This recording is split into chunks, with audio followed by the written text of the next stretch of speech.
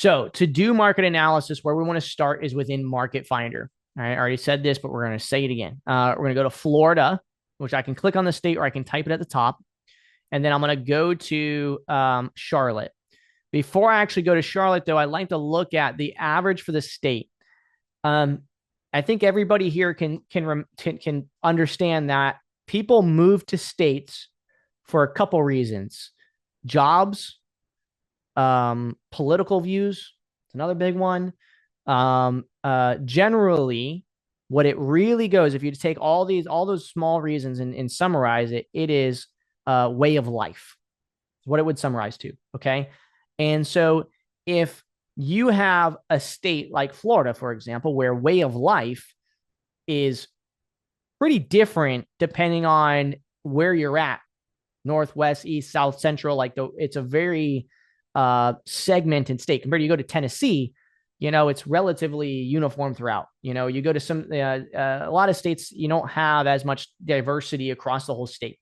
But no matter which state it is, the one thing that's true, period, is affordability across the board.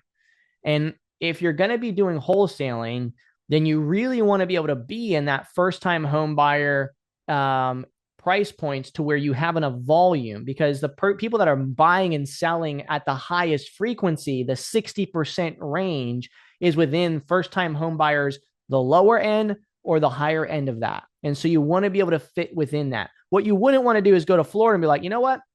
I'm going to focus on just $2 million properties and think that I'm going to be able to have 10 deals a month. Right? It's kind of like a crazy thought. It's not to say that you can't get that and niche into that. It's just like, it's a specialty niche, right? If you're just a baseline flipper wholesaler, right, you need volume to survive and sustain. And so first time home buyer price points is where it's there. So if I see my medium home value at 350, I want to typically be within the state. I want to choose a county that's usually, 100 to 150,000 below and above that. So for Florida, and I'm going to tell you a secret, between 200 and 600,000 in value nationwide is basically the number. I don't care what state you go to, between 200 and 600,000 in value is the price point you want to be at from a value of an asset to be able to have enough volume for it to matter. If you go to a state and it's like 150,000 is your median home value, there's probably not very many human beings living there, right? It's probably not an area that has enough opportunity. It's not to say there isn't deals there. There's people that niche into nationwide rural markets, right? If that's you, then fine. But remember that. The next thing that I like to do is switch the property type to just single family residences, because that's predominantly what I focus on, or what anybody focuses on. Mobile homes and townhouses. I hate condos. I don't care about multifamily for this analysis. I'm going to click apply. Notice that changes me to 400,000. Why? Probably the townhouses potentially, but land is driving down this medium value, right? And so 400,000, again, we're still within like the 200 to $600,000 kind of like range there, in order to dial it in, but it'll be different in every single county. All right, so I know that if I was to go into Charlotte, I want to be very careful to not only focus on $600,000 properties unless I'm trying to niche into a very particular community, but it's not going to be my primary community. Okay. It might be one of the communities that I throw some direct mail in, because the nice thing, can anybody guess what the nice thing is about, and then a market analysis to add in the higher end price point of the equation? Let's just say Charlotte right now is, for example, medium sales price is 300,000. What is the value in me marketing to, like, say, $550,000 properties in Charlotte? Anybody guess in the chat? What would be the benefit of doing that?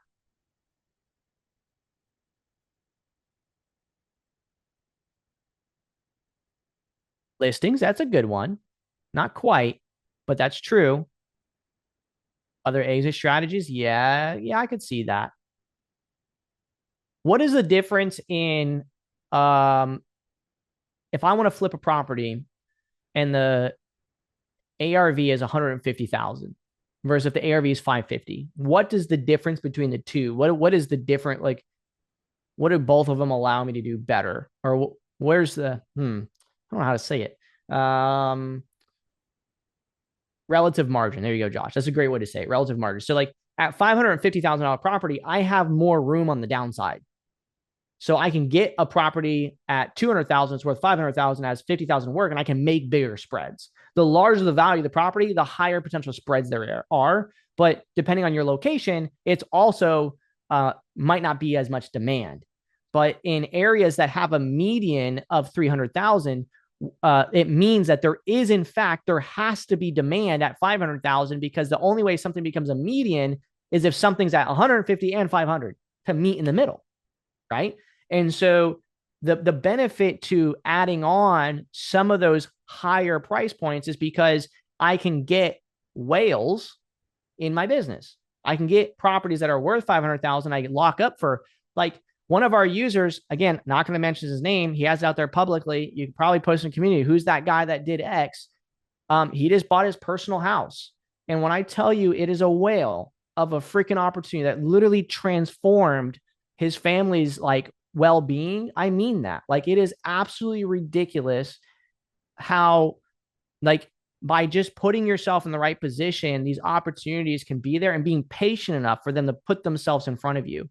Like, so whales happen, but they don't happen if you're not in that world to be able to have it happen. Like, yes, you could lock up a $150,000 house for 30,000, but it probably needs $50,000 in work nowadays. And you're still going to only make like 10 or 20 grand, right?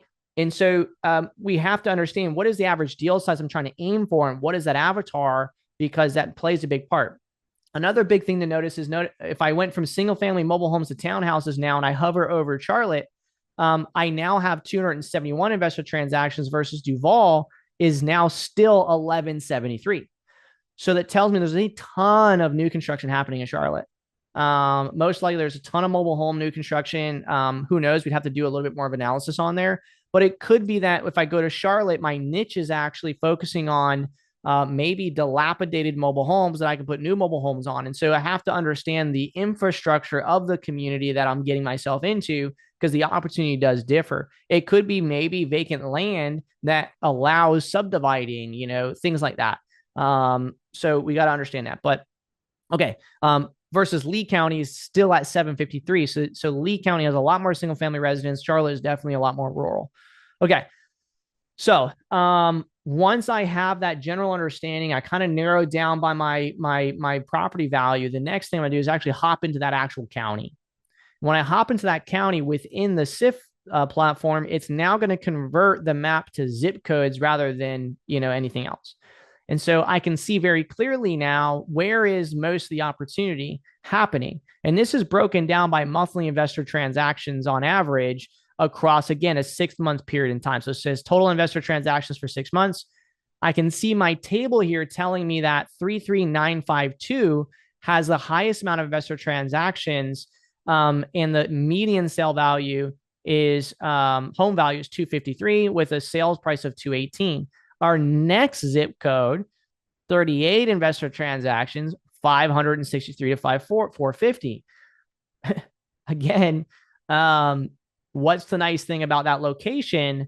Now, there could be new construction that's driving that, but when I see sales price and then home value, it tells me that there's probably some communities within 33950 that's actually more of a luxury area, a little bit higher price point, and people are getting really nice flips there right now, probably because of one of the recent hurricanes. That's probably an area where people are moving to because it's hit by the water right there on the inland, right? And again, I'm just guessing just based on my experience, but that would be my guess on these areas that have higher opportunity. The reason why 33982 is prevalent is because of people having to push east because of the displacement on the water area here, causing new construction to the east, or mobile homes becoming more prevalent because of the quick need of homes, and they couldn't wait, for time. Again, just an assumption. I don't know. I know Sarasota was hit mostly on the last hurricane, but maybe there's some flooding here. That could just be the natural progression of the county as a whole. Again, as a person that's not down here, I make assumptions and then I research the zip codes to figure out if my assumptions are correct, right? But the cool thing is I could use my base data set here to tell me what just the simple things I need to know, which is where are the values that are within the 60% and pretty much right on target. Like I said, 200 to 600,000 gives me that 60% range that I want to focus most of my energy on. And on the right-hand side here, you might have seen this whole time that I have this little mess of information. What I'm doing here is I want to get my base property characteristics, and I just left 200, 600 in value because I assumed that's what this was going to be. 5 years of ownership is always my base. 30% equity is always my base, and 2010 and older is always my base. Anybody guess why 2010 and older is my base pretty much everywhere?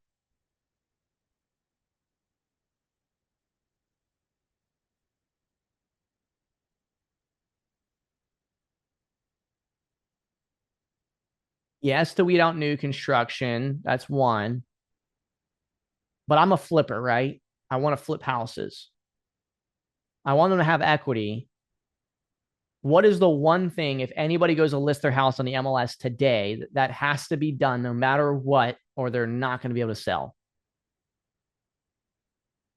The roof. Yep. It's because the one of the biggest reasons why people have to sell or pull out equity in their home, meaning there's distress there, is because they've reached a point where capital expenditures caught up with their bad financial habits. Okay. And so they weren't saving $200 or $100 a month into their a savings account to pay for the roof in 15 years.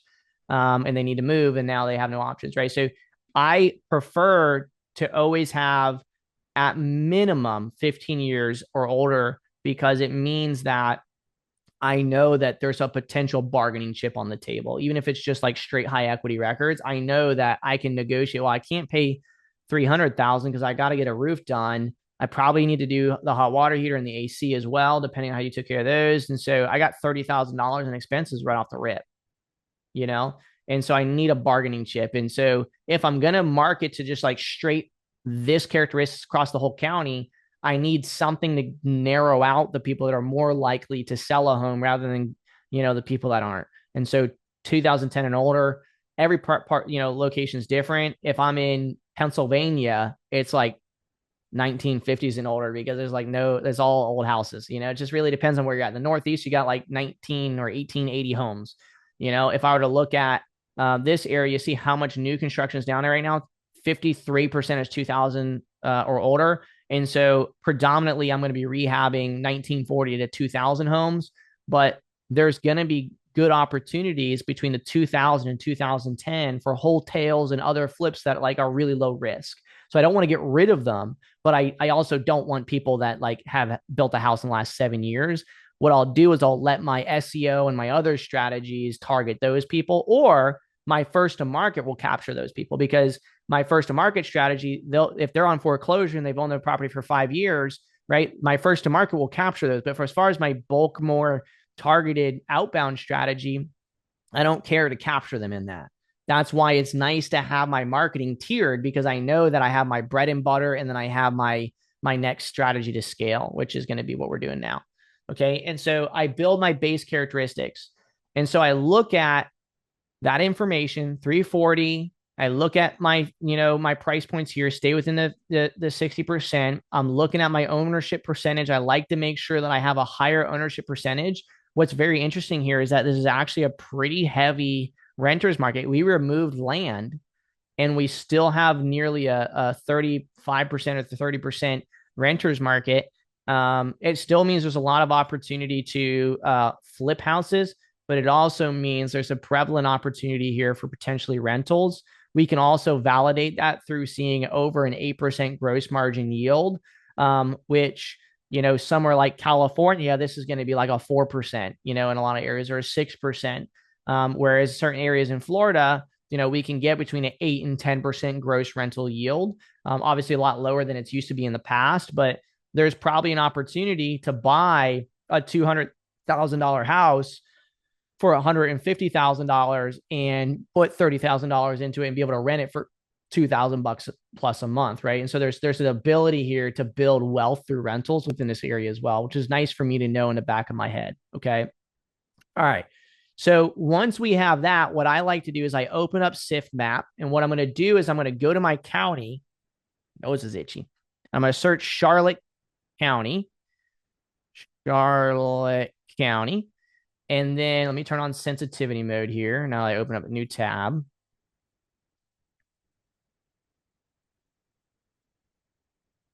Okay. And what I'm going to do is I'm going to take and I'm going to add my base characteristics. The other characteristic here is single family residences and mobile homes, townhouses. Okay. So I'm going to do property types, mobile home, townhouses, single family, click apply. What I'm looking for by doing it like this is I'm just validating the amount of addresses. Anybody guess why the amount of addresses matter in this whole equation? There's a real reason it matters in the chat. Based on what we've even talked about so far today.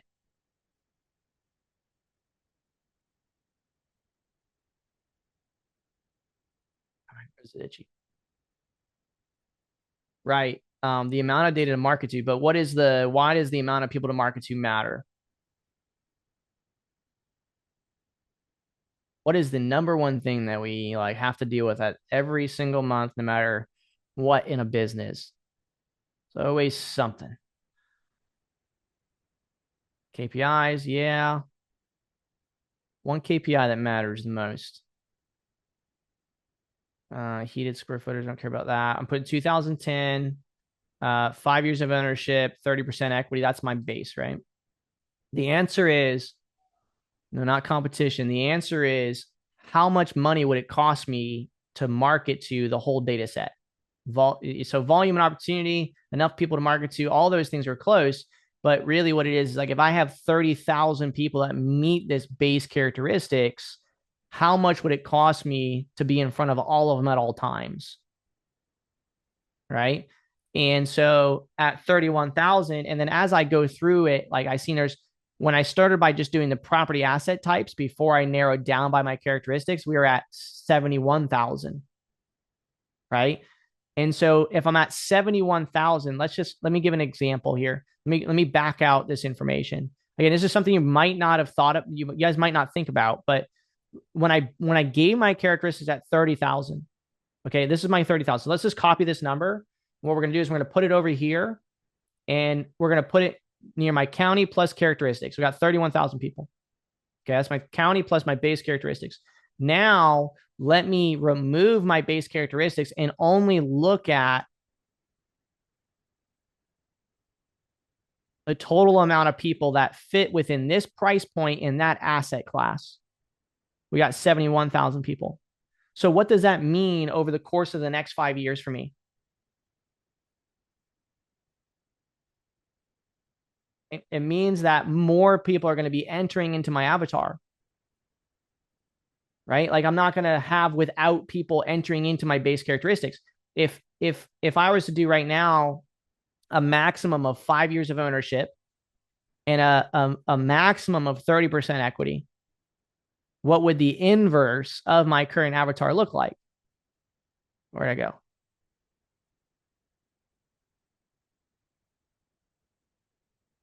10,000 people, right? And so over the next 5 years, 10,000 more people are going to enter into having 30% equity and 5 years of ownership, right? So it means that every year there's going to be new avatars being able to enter into my avatar, which means that I'm going to have the opportunity to stay consistent within the market. Obviously, the more people that fit this criteria, if this was a much larger number, it means this area is a relatively newer market, meaning that something happened to cause an influx of people into this market over the last 5 years, right? Which is a good thing overall. So what I do here is I'm going to create my base characteristics. I'm going to go back. I'm going to set these base characteristics, 5 years of ownership, 30% equity. And the reason why there's a difference between, let me show you guys something else. The reason why there's a difference between like the 30, like there's a 20,000 delta there. If you guys caught that. It's because not everybody has the last known sale date or unknown equity, or they have unknown equity or unknown sale date. So it creates the delta between those. So we say minimum of 30%, 5 years of ownership, click apply. It's going to give us back our 30,000 people. Oops, I missed something. Oh, year built, 2010. 2010, minimum of 5 years and 30% minimum. Okay. So we got 31,000 people. So this is really important to me because now I know if I was to want to really just dominate this area against the base characteristics, I could just call through all 31,000 people all the time. and I'm going to gather a ton of correct numbers. And every 6 months, I'm going to call through all those correct numbers again. My marketing is going to become cheaper. My follow-up game is going to become more critical. Because if I was to gather, say, 15,000 correct numbers in here, and I just follow up those correct numbers every 6 months, every 90 days, right? Those are going to convert over time, right? And so gathering correct numbers and tracking it is obviously one of the most critical things you do in your business. And so we got 31,000 properties. I don't have an AI score here. I don't own it. And so if I was to apply our 50 or more here, though, which I could do I'm on the AI plan in my account. Well, if I upgraded and showed it there, but like I have access to AI data. So for anybody that has AI data, let's say you have another county, you could add this county for 497. So for each county, it's a 497 add-on, right? What this AI score is going to do is going to drop this down to probably close to like 12,000 people, right? Let's just assume that's what it is. I'm going to show you why that's important, once we get to sold properties. But if I wanted to have a less complex, strategy, I could just be targeting just these 12,000 people. And what it does is it reduces my marketing cost by 50% and gets me in front of, based on sold properties. In this case, it was like 50% of the people most likely to sell to investors. And so it drastically kind of hones me in. It doesn't mean that I wouldn't do any neighborhood marketing or zip code marketing, but I have the option to do that. But first, I want to understand what are my best zip codes within this, because I might be able to make this 31,000 drop down to 12,000 just by focusing on the right zip codes, right? Because those 31,000, again, I might gather correct numbers up here in 3, 4, 6, 6, 2, 6, 6, or whatever it is. And they might just be useless areas. Like I probably don't maybe care about this 33921 or some of these other areas. Okay. And so thankfully, this is a very small county overall, zip code wise, and it's pretty clear where my top ones are. And what I like to do here is I like to look at my median sales price and my median home value. I like to see a sales price less than home value. And then I like to have around a 4-month, demand. So if I take my 68 sold last month and I divide that by the 456, I'm sorry, I did the opposite, 456 divided by 68, that's 6.7. Now, we are in Florida and our days on market is higher in Florida. And so that might mean that, that's normal for this county. We want to see that. So now let's take like one of these other zip codes where in this case, it's like, let's just do this one with the higher price point. So 68 divided, 680 divided by 68 is 10 months. And then let's look at a couple others, just to get an idea. Like this one down here, 338 and 376. There's less monthly investor transactions. There's only on average, whatever that 16 divided by 6, 2 to 3 investor transactions a month. But looking at the demand at 260 divided by 30, it's 8. So what we're seeing is the average, demand, the inventory is around, between 6 and 8 months in this area, which could be the same in pretty much any county around this area. 4, you're doing really well at 4 in nationwide right now. So I think that's probably pretty normal for Florida. And so I like to have my lower sales price than my home value. I like to try to have my lower days on market, and I like to have a lower demand. If all whichever criteria matches that the best, whichever criteria matches that the best is going to be my number one ranked zip code, and then working down. Okay. And so, yes, this looks like a great opportunity for flipping, but it's not going to be my number one zip code because it's 2 more months of inventory, which means it's going to take longer to sell that property there than in any other area. Even though it does say 64 days on market versus 71, it might mean that this is going to creep up because there's a lot of inventory there. It also might mean that if I'm flipping houses, I need to make sure I prettify my house a little bit more than the rest so I can be one of the ones that get bought, or I may have to sit on market for a little longer. Days on market inventory doesn't matter at the end of the day. What matters is, are you compensating for that in your offer, right? Like if I see this area has 2 months more inventory, even though it's less days on market, I'm probably going to make an offer, say $10,000 less here than I may here, because I want to account for the potential that mine's the ugly duckling and I have it for another 2 months. And so I don't want to get caught with my pants down. And if I'm only wholesaling, it doesn't really matter at the end of the day, because all I got to do is look at what are people buying it for and then just base my offers around that. Right. And so it really depends on what you're doing. But fundamentally, knowing that information is important because it allows me for every single deal to make the proper, most educated decision. Okay. And so what I'm going to do is I'm going to add my top zip codes here. And looking at it, this zip code at the very top is a pretty nice zip code. I mean, it's probably the most prevalent zip code. It's probably the most activity there. And so I'm going to add that one as my first one, 33952. Not always is this zip code going to be your first zip code. Just because it ranks the top with the most investor transactions does not mean it is the best zip code. If I was to go to Okaloosa County, Destin, Florida would be my top zip code, but it is $600,000 properties, Airbnbs. It is not a flipping area like it is in some of the other zip codes below it. So don't just be like, oh, this is my best location.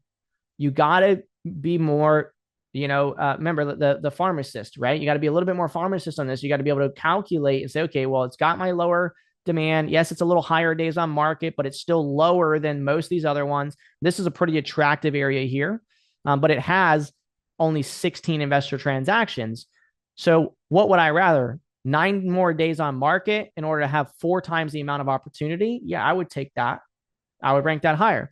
And so again, looking at my price points, I always want to stay within my median 60% between 200 and 600,000 in value.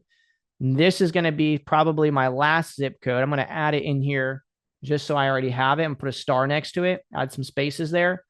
And I'm going to add in the rest of them. What I really want to do is I want to be able to have at least 10 transactions a month to be able to have as an opportunity. So if I do 52 divided by 6, looking at my total investor transactions for 6 months on it is 52. That means divide that by 6 and you have on average 8 a month. I want to get above 10. Okay. But the nice thing about that is if I only focus on this zip code, let's just grab only that zip code right now and add it to our map. Let's see how much of our addresses that area consumes. So I'm going to go to my advanced geography and add that zip code to it. I want to see how much does that zip code consume of my data set. Only 5,662 addresses, right? But that's not really much of an only. That's actually like 25% or whatever that is. What is 30 divided by 5? What is that? It's a good chunk. It's actually a pretty decent chunk, right? So again, I could focus pretty deeply on that zip code and I could try to dominate to figure out where is all that opportunity happening. Maybe there's a lot of rentals there. Maybe there's portfolio purchases happening. And so that's why it's a little bit higher. I don't want to analyze that more. I don't want to solely rely on just that zip code, most likely. But I mean, I can definitely pull deals out of this if I really focused on it. And what I can do later, I can show you guys that you can use this SIF map then to look at some of the investor transactions, how many have purchased recently, and really get an idea within this specific radius here, how much of that is really being hit by investors. Like how many have bought a property here in the last 18 months that they're flipping right now, right? This gives me an idea of demand versus if I did the same activity in one of these other zip codes down here, it'd be like a lot less, right? Okay. All right, so we're going to grab our top zip codes. I'm going to put that one last. I'm going to look at some of these other price points. I like a more of a delta. So I'm actually going to choose this 33948 as my second one. I like to look at the map and see where that's at. Sometimes it's not one of the darker ones, sometimes see, it's actually lighter than 33952. 33952 is my top one. 33982 is the dark one over here. So I'm choosing this one first, which honestly benefits me because from a marketing perspective, it's actually more consolidated addresses. So I'm hitting that footprint. And let's just say I had a boots on the ground. They don't have to drive 30 minutes east, versus staying within this consolidated area. All right. So I'm going to put that as my second focused zip code. And then I'm going to look a little bit more here at some of these other ones. That's a good 33983. Where's that at? See, that's actually 16. It's not bad either. 63 days on market. I like that. So I'm going to do this zip code. This is not turning out how I thought it would be. I would think that I would have wanted this one first, but I think this area might be, it's either dying out or it's up and coming. This 33983. It's one or the other. I wouldn't know unless I looked deeper, but um, looking up now, I'm going to go ahead and add in my 33982. And then I'm going to go 33950. So 1, 2, 3. That's my top 5. If I was to choose my top 5 as Tyler, that would be my hierarchy. Now, I didn't add 33981 into the equation here. The reason why is the days on market's astronomically different than, my lowest. It's 20 days, more than 20 days more, almost a whole month, right? So it tells me this area could be slowing down a lot. It's also on the other side of the water, and it seems like there's more activity on the east side than the west side. And so I'm going to try to stay more west, with this 33948 kind of being the median ground. Maybe there's jobs and opportunity over here or something. Maybe it's over here. I'm not really sure. I would imagine most of these people either go south or north for jobs. But anyway, that would be my hierarchy here. We'll see what Manus decides based on the Fred and the other local information, because that's something I don't look at here, like infrastructure, jobs, all this other stuff. Again, most people are probably hopping on 75 and going up to Tampa for jobs or going south here.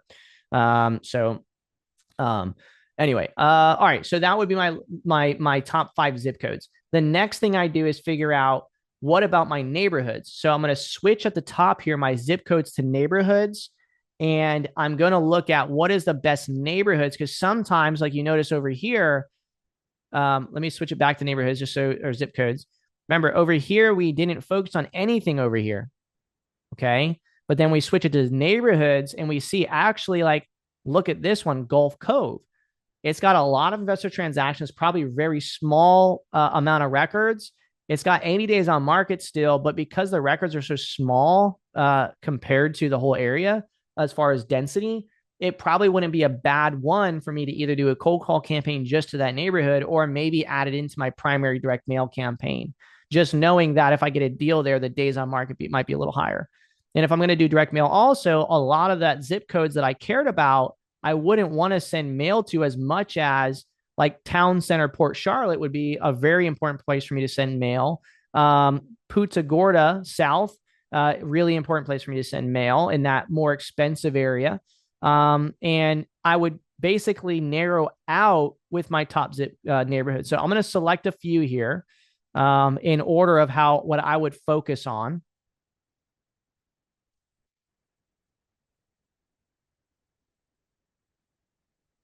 Okay, and I'm just going to copy those over. So I'm going to take those. I'm going to build out my top neighborhoods, because again, if I want to add direct mail to the equation, or I'm going to watch for records to deep prospect and things like that, I'm going to try to focus more on those neighborhoods which have the highest opportunity right now. And these neighborhoods will change every quarter for the most part.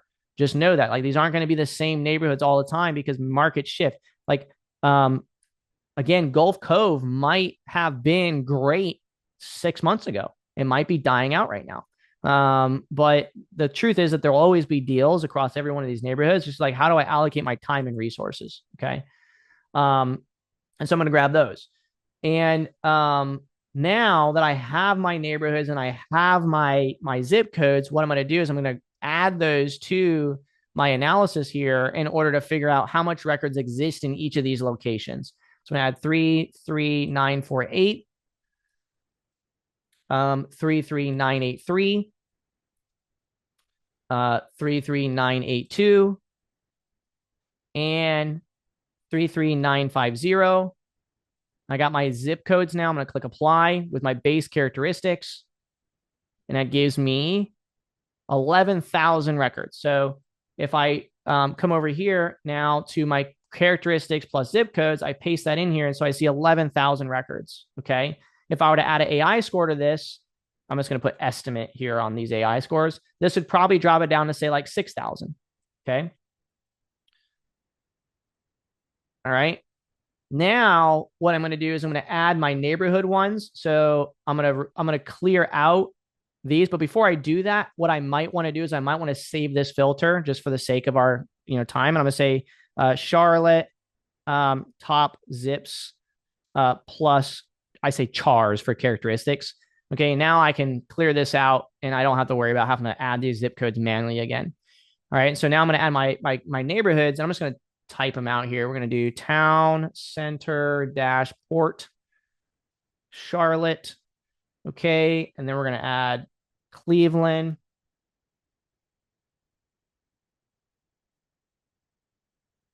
Cleveland. Cleveland. Am I spelling it? Cleveland. Oh, Punta. It's Punta. Punta Gorda. Uh, Gulf Cove.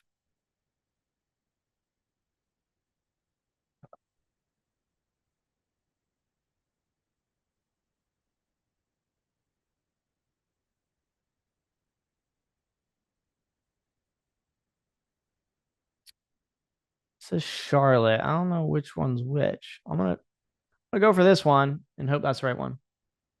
Okay. Uh, um, ranch. Maybe if I paste in that, maybe it'll show up.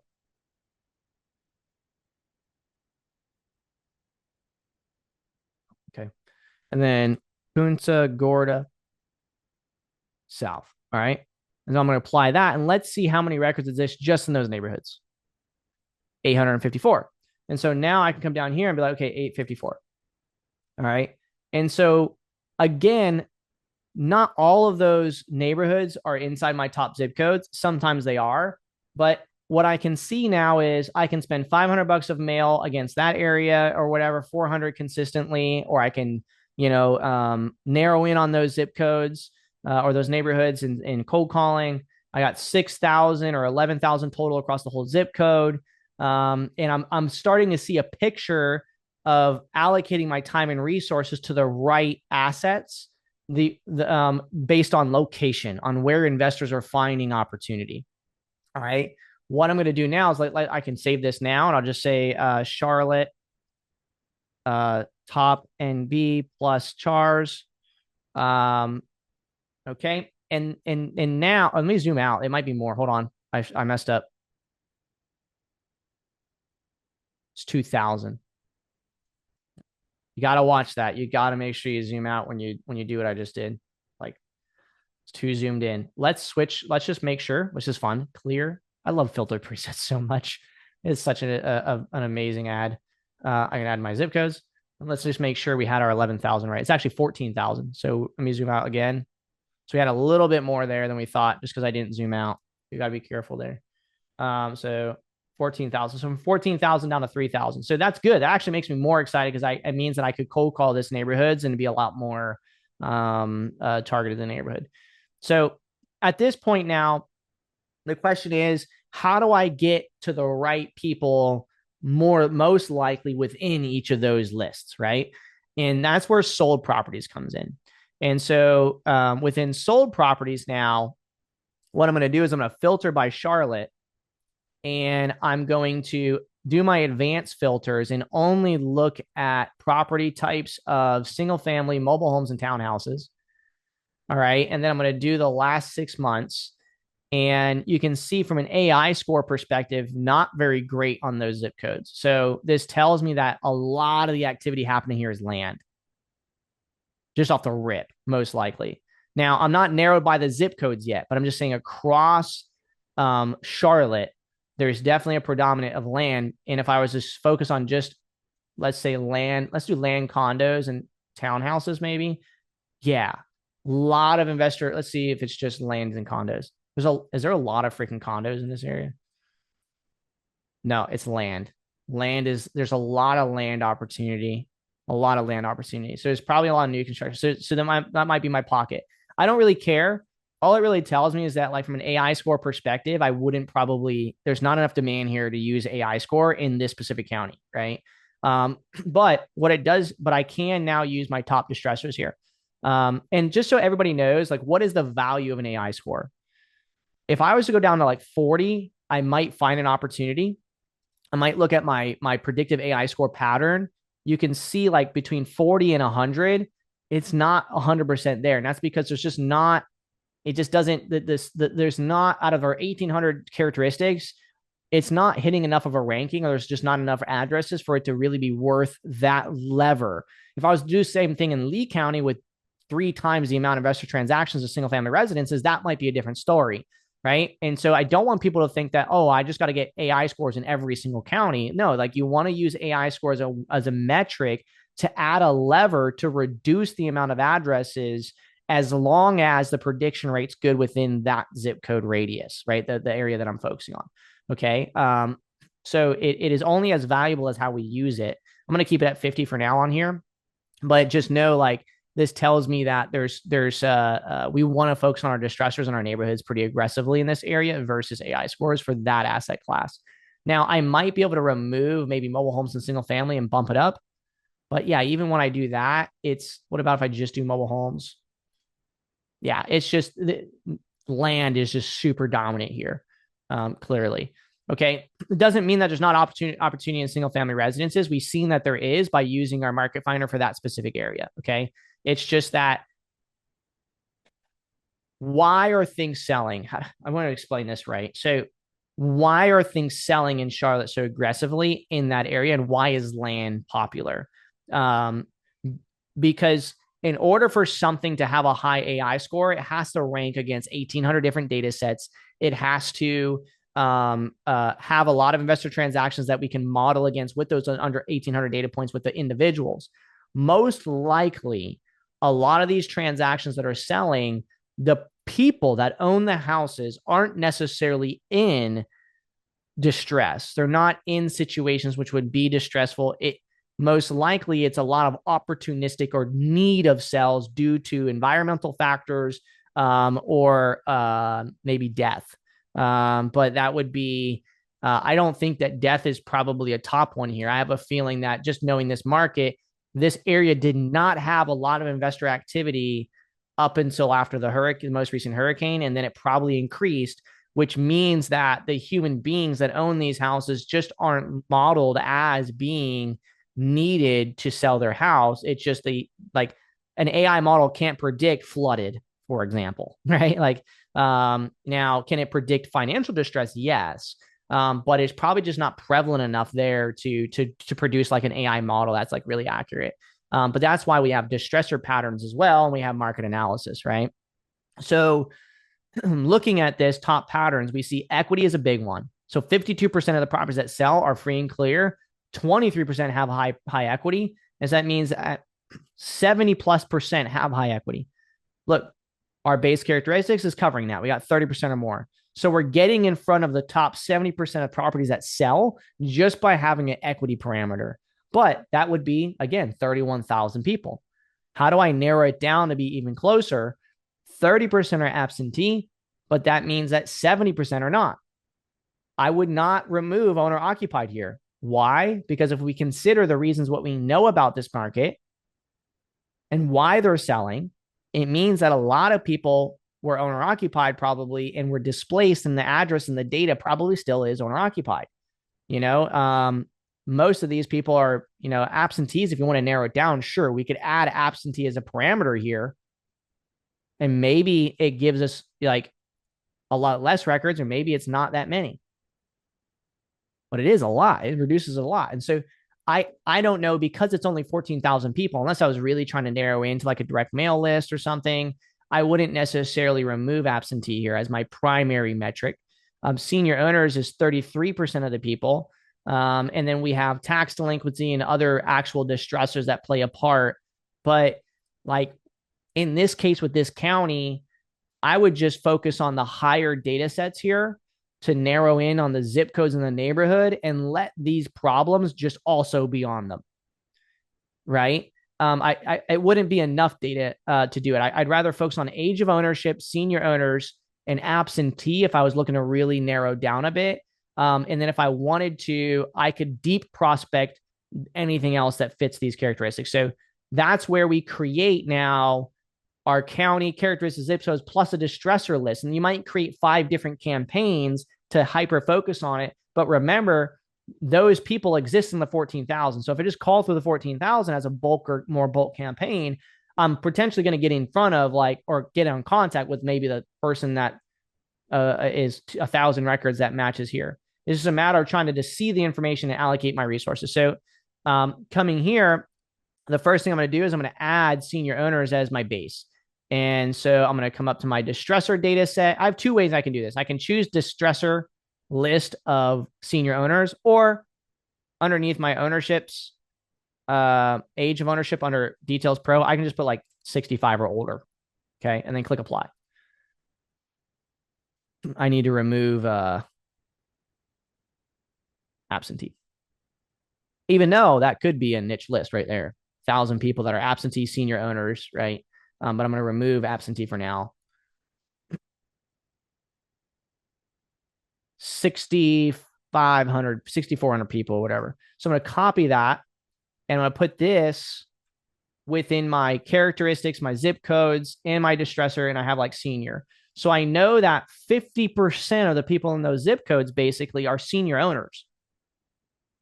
30% of all transactions in Charlotte are selling if they're a senior owner.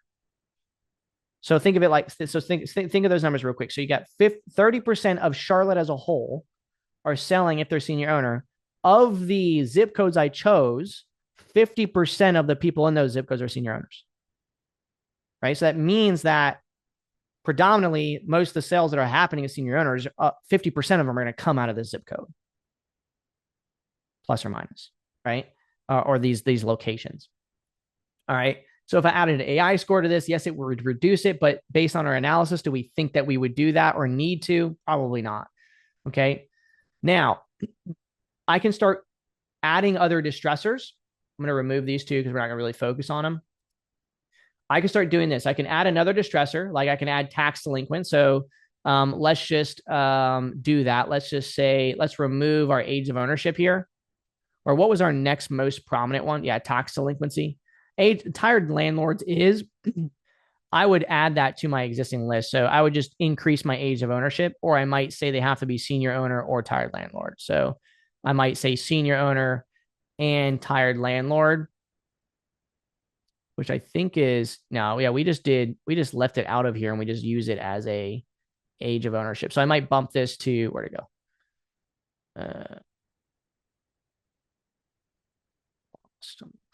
Where's my age of ownership? I removed it. That's why. I might do, say, 15 years of ownership and they have to be a senior owner. Let's just look at that really fast. 3,000 people. So like I'm reducing it by 50%, and I might just do, might copy this, paste it there, do senior plus like TL for tired landlord, right? So I can kind of see if I was to now stack the distressors, 8% or 9% are tired landlords, 33% are senior owners, and 70% have equity. I've narrowed in by doing this list. I've really narrowed into like the top X percentage of what would actually sell to an investor. Now, that it's important to know that a lot of these will sell to investors if we get in contact with them, but it doesn't mean that, the other 12,000 people won't. So it's just about, again, prioritizing and allocating resources. Who do you want to spend most of your time on right now? If we add now absentee to the equation, we can even add that extra layer and do senior owner plus absent. Let's zoom this in, and we can kind of see what we get from that. Doesn't tired landlord assume that? No, I added age of ownership. So I did TL. I didn't do absentee on that. So maybe I should, instead of doing TL, I should do um maybe age or something like that. I didn't add absentee for that. But yes, on here, tired landlord, this would include absentee if these 9%. Yes, that's a good catch. So if I add absentee to this now, it would give me a much better metric on that. But again, the reason I don't do that, like I know that 70% of what sells is not absentee. So if I was to do that list, I would keep it based on the age of ownership rather than adding absentee. And I would maybe mail the absentee, but call through the age of ownership. Like that way I get the owner occupied people as well. A lot of transactions happen. It's like one of the biggest mistakes that newer investors make is marketing to only absentee people when more than 50% of the properties that sell are always owner occupied, especially with a distressor like probates or things like that. So if I add absentee to the equation here, yeah, 492 now or 421, right? So that's a big difference. And so I would rather market to the other 2,400 people because these 421 are in there, but maybe I send, direct mail to these people, especially here's another cool trick. What if they own more than 5 properties? That's like a cool little niche we can do here. If they own more than 5 properties, that's 34, right? And so that's a whole nother like deep prospecting lever here where I can say, hey, my team definitely wants to get in front of, those individuals. So it'd be like senior owner plus 5 props, right? And so these 34 people would be a very high value time for me to dig into. So you can kind of see just in what we've done alone here, you can see how you can go from 31,000 people across the county, which is like the historical way to market, just like everybody that has that criteria, down to a really deep prospect 34 people, to 421 people to send mail to 2,900 people to cold call. And then, maybe I also just hit all senior owners if I have the team, or whatever, right? So I can start, hierarchying these. And basically what we do is we do the same exact thing, but we do it just to our neighborhoods now. So let's clear that out and let's look at my beautiful preset here that I created to save time. And it's going to give me my neighborhoods. And now let me add senior owners and let me just click apply and see how many are senior owners in those neighborhoods. Ironically, nearly 50% again, right? And so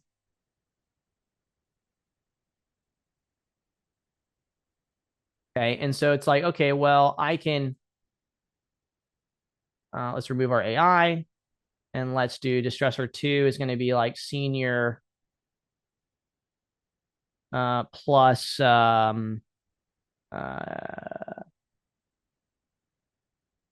so do age again, just for the sake of uniformity here.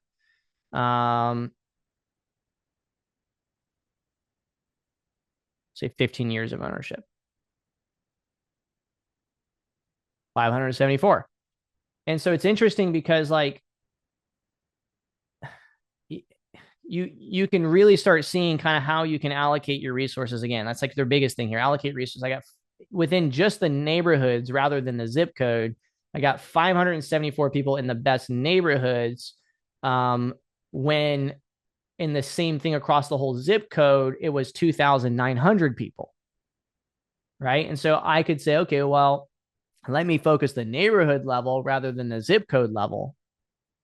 And it's really up to you guys. At the end of the day, if all these neighborhoods are in these zip codes, you could just call through all 15,000 people. It's just like, are you being more refined? How long would it take if you call through these 15,000 and you're not tracking as deeply like who you're reaching or who you're not reaching? The 14,000 in second property might never pick up the call, and they might be one of these 34 people. And because you didn't have the right energy trying to like visualize and see that you haven't reached it, this person could end up selling their portfolio of 5 properties to somebody else just because you didn't prioritize those 34 people.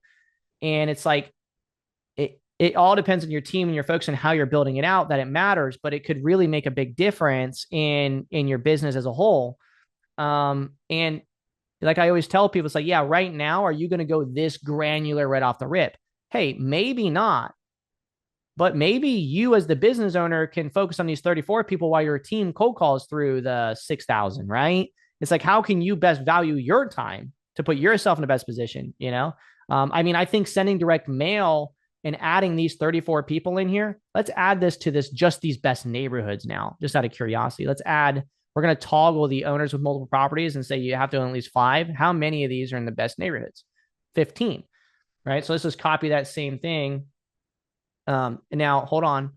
Let's add absentee to it to be fair,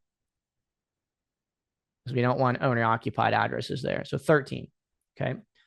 So we're going to grab this, paste it, and we're going to say plus absent plus portfolio, let's just say. And that's only 13. It's like, okay, I can handle getting 100% contact rate on 13 people. You know what I mean? And out of that, maybe he sells me, maybe one of these people are willing to sell their portfolio of 5 properties.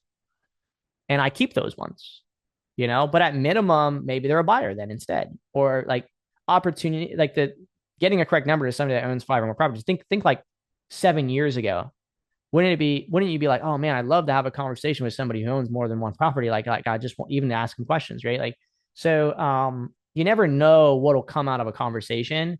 And that's why it's important to have them. Okay. Just like you never know what you're going to learn in a training, a quick little thing that's going to make you, another 100 grand this year just by implementing something so small like calling 13 people.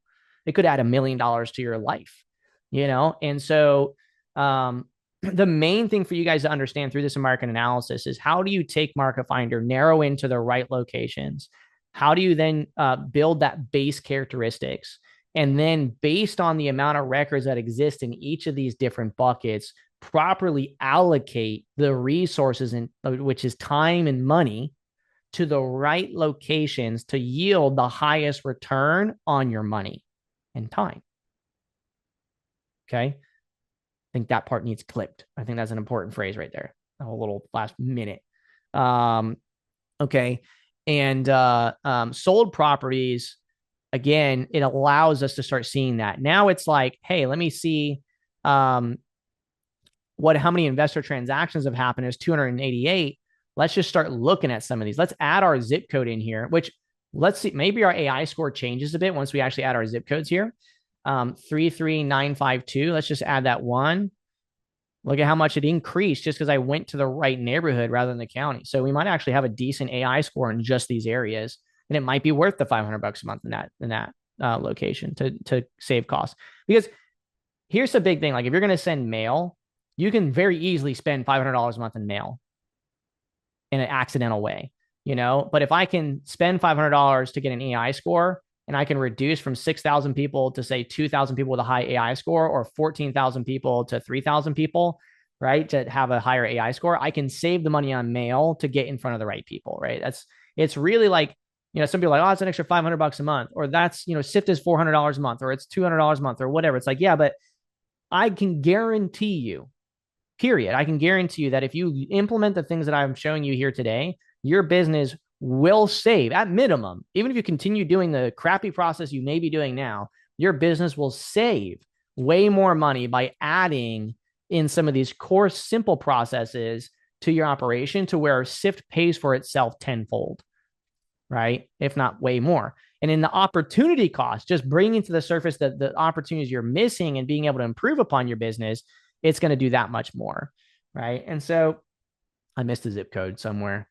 5082834852. No, that's 5. I can't count. So you add that to the equation. Looking at our distressors, they're the same, a little bit different, but for the most part, all the same. So I don't got to change anything there. AI score, prediction rate basically stayed the same. But what I can do now is I can look at some of these investor transactions. Let's click a few of these addresses here to open them up in SIFMap. In fact, let's remove our names so we can see some of the names. Just to see some of the names. So we see a construction company. Next, how far are we over? Got to be an hour, almost 45. Okay. Asline Properties, Holdings, BRK Investments, Master Homes. Again, there's probably some new construction here. Celtics Capital. Oh, there's a good one. Cash for USA Homes. So what I can do is I start looking at some of these, and just getting an idea, what they bought it for, what the characteristics are. 535, and then they deeded it over. So these people may be doing like an owner finance type deal. BRK at 130, so they're probably flipping it. Yeah, 265. That's a flipper. Or they might be buying and holding it. Who knows? And then Celtics Capital. Ooh, look at this. 2742 buckle.